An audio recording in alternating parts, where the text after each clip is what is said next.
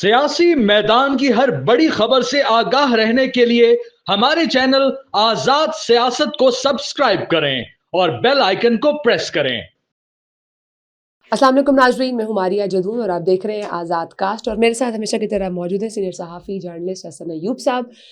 नाजरीन, आज हम बात करेंगे जनरल फैज़ हमीद साहब के ऊपर जो चार्जशीट किया गया उसके हवाले से बहुत सारे सवालात अब निकलना शुरू हो चुके हैं। कुछ लोग इस तमाम मामले को ये भी रंग दे रहे हैं कि क्या अरशद शरीफ साहब पे कत्ल का जो सारा मामला हुआ था उनका भी इनसे कुछ लिंक था। इस पर बातचीत हो रही है। इसके साथ साथ बातचीत ये भी हो रही है कि फैज़ हमीद साहब पे कुछ जजेस से राब्ते थे, क्या इस तमाम मामले के अंदर वो भी फंस सकते हैं। इस पर भी बात करेंगे और उसके बहुत सारे पहलू हैं, उन पर भी बात करेंगे। हसन साहब, स्टार्टिंग अगर मैं जेनेरिकली आपसे पूछूं कि इस इंसिडेंट के बाद व्हाट डू यू थिंक एक ओवरऑल पॉलिटिकल सिनेरियो क्या हो सकता है, कुछ चेंजेस आ सकती है हमारे पॉलिटिकल सिनेरियो उसके अंदर, ओवरऑल पाकिस्तान के लिए क्या इम्पैक्ट हो सकता है वैसे आफ्टर दिस थिंग?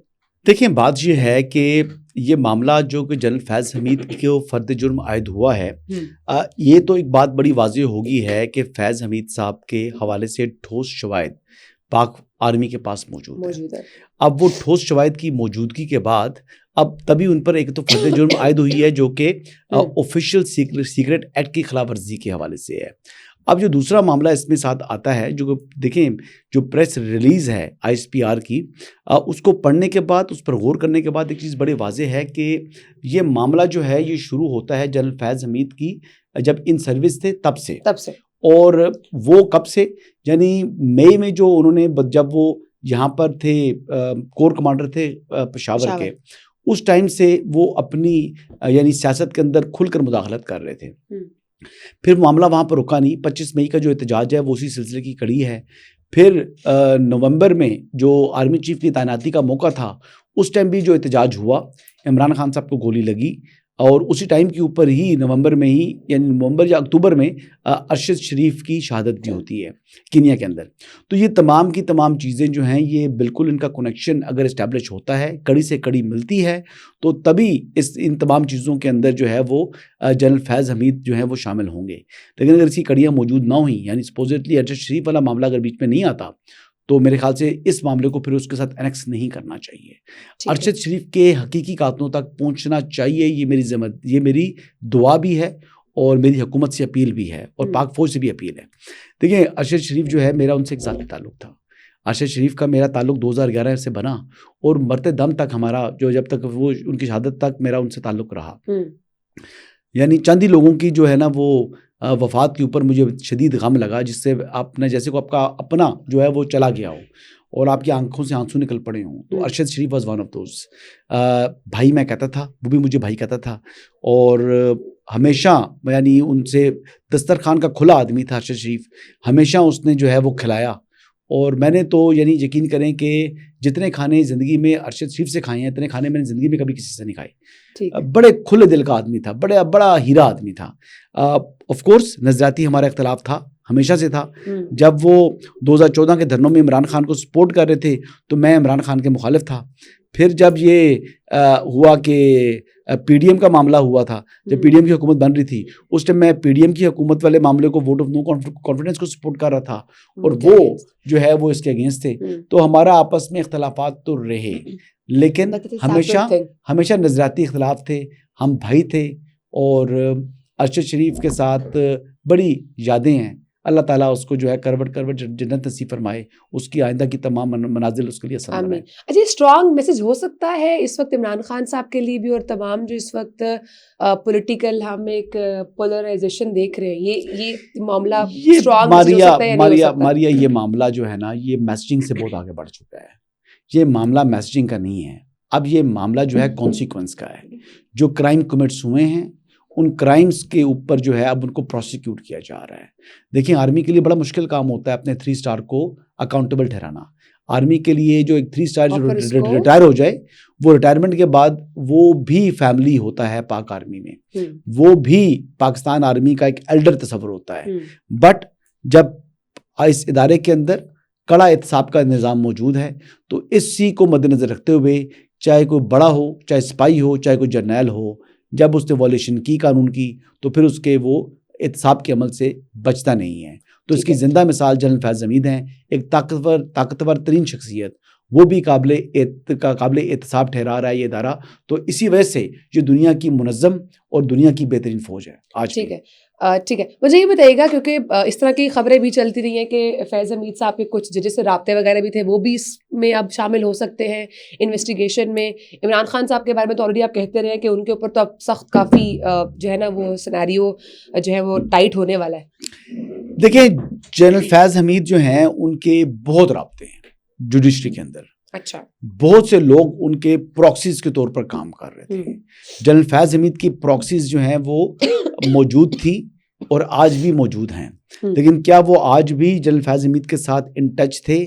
تو کچھ لوگ تھے جی, کچھ لوگ جنرل فیض حمید کے ساتھ ان ٹچ تھے.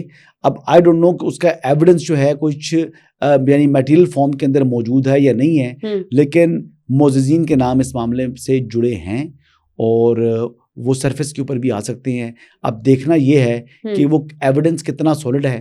اگر کسی سپریم کورٹ یا ہائی کورٹ کا جج ہے جس کا رابطہ تھا جنرل فیض حمید کے ساتھ پوسٹ ریٹائرمنٹ بھی, یا وہ ریٹائرڈ جج ہے اس کا رابطہ تھا اور ریٹائرڈ جج کا کوئی رابطہ آگے سرونگ جج کے ساتھ تھا, تو یہ سارا کا سارا جو پہلو ہے یہ دیکھنے والا ہے. سابق چیف جسٹس ثاقب نثار سے متعلق جو ہے نا وہ کافی زیادہ یہ باتیں مشہور ہیں کہ ان کا رابطہ تھا, لیکن ثاقب نثار کے علاوہ بھی بہت سے ایسے معزز موجود ہیں جو کہ اب شاید ایک معزز تو دنیا میں بھی نہیں رہے, لیکن ان کا بھی بہت زیادہ رابطہ ان کے ساتھ تھا فیض حمید صاحب کے ساتھ. دیٹ جج of supreme court is no more in this world. ٹھیک ہے. لیکن یہاں پر کچھ نیٹ ورکس مطلب اوبیسلی اکیلے تو کام نہیں کر رہے ہوں گے, دل بھی ہو نیٹ ورک جو کلیکٹیولی کام کر رہا ہوگا. کچھ یوٹیوبرز بھی اس کے ذہن میں آ سکتے ہیں. نہیں, وہ تو رابطے میں موجود تھے نا, وہ یوٹیوبرز تو کافی ہیں. وہ یوٹیوبرز تو ان کے ساتھ رابطے میں بھی تھے, ان سے انسٹرکشنز بھی لے رہے تھے, کچھ جرنلسٹ ان سے انسٹرکشن لے رہے تھے. بہت سے صحافی جی جو پاکستان میں شاید نہیں ہیں, پاکستان چھوڑ کے چلے گئے ہیں, وہ بھی جنرل فیض حمید سے انسٹرکشن لے رہے تھے. ایون کہ یہاں تک میں آپ کو بتا دوں کہ ایک جو کامران خان ہے, کامران خان کے بارے میں نے پہلے بھی بولا تھا کہ کامران خان جو آج کامران خان کے ساتھ والے شو کرتے تھے دنیا ٹی وی کے اوپر, انہوں نے مسلسل 3-4 شوز جنرل فیض حمید کے کہنے کے اوپر موجودہ army chief general Asim Munir کے خلاف کیے تھے. تو یہ تو ایک اوپن سیکرٹ ہے جی, یہ تو میرے علم میں ہے, میں تو اس حوالے سے بڑی کنفرم آپ کو یہ بات بتا سکتا ہوں. تو یہ کام وہ کر گزرے ہیں کامران خان, لیکن نہیں وہ چاپلوسیاں بہت کر رہے ہیں نا. اب تو انہوں نے چاپلوسی کی انتہا کر دی ہے. وہ تو جنرل عاصم منیر کی یعنی اس طرح کی باتیں کر رہے ہیں جیسے وہ ان کی پوجا کرتے ہیں, لیکن یہ وہی جنرل عاصم منیر ہیں جن کے خلاف انہوں نے ایک کے بعد ایک جو ہے وہ شوز بھی کیے اور ان کو متنازع شخص قرار دیا آرمی چیف کے عہدے کے لیے. وہ یہ کہتے تھے کہ جناب کسی کو بنا دیں, جنرل عاصم منیر کو نہ بنائیں. لیکن یہ وقت کا پھر دیکھیں وقت بدل گیا. جنرل عاصم منیر جو ہے وہ ملک جو ہے وہ آرمی چیف بن گئے, تو پھر انہی آرمی چیف کی چاپلوسی میں بھی نمبر 1 ہے اس ٹائم کامران خان, نمبر 1 ہے اس ٹائم کامران خان. تو یہ میں اسی لیے اس کو میں ٹائٹل دیتا ہوں یہ چاپلوس اعظم ہے. یہ چاپلوسی دینے کا کمال کہاں سے لے کر آتے ہیں حسن صاحب؟ دیکھیں نا, میں اب ایک کسی کو آپ چانسلر بنا دیتے ہیں, کسی کو آپ چاپلوسی کا, دیکھیں وہ جو اڈیالہ کا چانسلر ہے نا, اب وہ اڈیالہ کا دہشت گرد چانسلر ہے. آفٹر دس نہیں, اس کے علاوہ بھی جو صحافیوں کو دھمکیاں دلوا رہا ہے, جو اس قسم کی حرکتیں کر رہا ہے, وہ دہشت گرد چانسلر ہے. اور آپ کو لیکن رہے گا اڈیالہ کا چانسلر ہی. اس کا معاملہ ملٹری کورٹ میں چلے, اس کا وہاں سے اس کو کنوکشن ہو جائے, تب بھی رہنا اس نے اڈیالہ کے اندر ہی ہے. اس لیے کئی لوگ کہہ رہے تھے مت جیل, نہیں مت جیل نہیں جانا اس نے, رہے گا جناب چانسلر اڈیالہ کا اور رہنا اڈیالہ. نو یہ بیسیکلی میں خبر بتا رہا ہوں آپ کو. وہ چانسلر صاحب جو ہیں وہ اڈیالہ میں رہیں گے نا, مدت پوری کرنی ہے انہوں نے اپنی. اور دیکھیں یہ جو معاملہ ہے یہ بڑا سنجیدہ ہے. عمران خان اس میں آ چکے ہیں, عمران خان اس معاملے میں آ چکے ہیں, پی ٹی آئی اس معاملے میں آ چکی ہے. 9 مئی کو فالس فلیگ آپریشن کہنے والے در حقیقت انہوں نے پاکستان کے خلاف ایک سازش کی, پاکستان کی ملٹری کے خلاف ایک سازش کی, فوجی تنصیبات جتنی تھی ان پر حملے کیے. پھر اب اس کے بعد وہاں پر وہ رکے نہیں.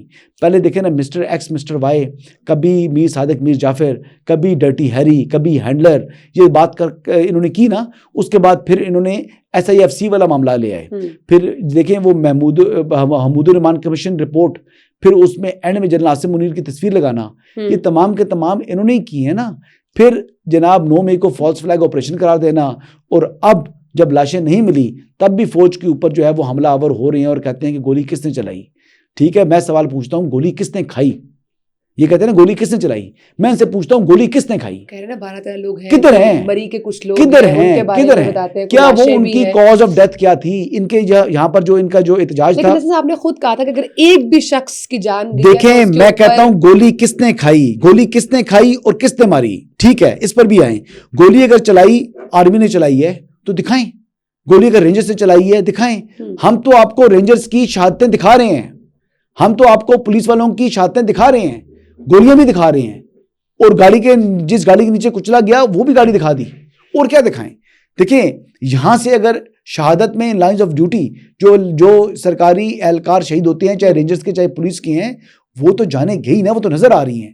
ان والے لوگ کدھر ہیں, کیا بایو ڈیٹا ہے ان کا, کدھر ہے ان کی جو افیکٹڈ فیملیز ہیں کدھر ہیں, اس کا وہ ٹویٹس کیوں نہیں کر رہے اپنے آفیشیل ہینڈل سے. یہ باتیں ہیں. یہ تو کویشچن ہم لوگ خود بھی اٹھا رہے ہیں پاکستان تحریک انصاف کے اوپر کہ اگر اس طرح کچھ ہوا ہے تو why they not talking on media.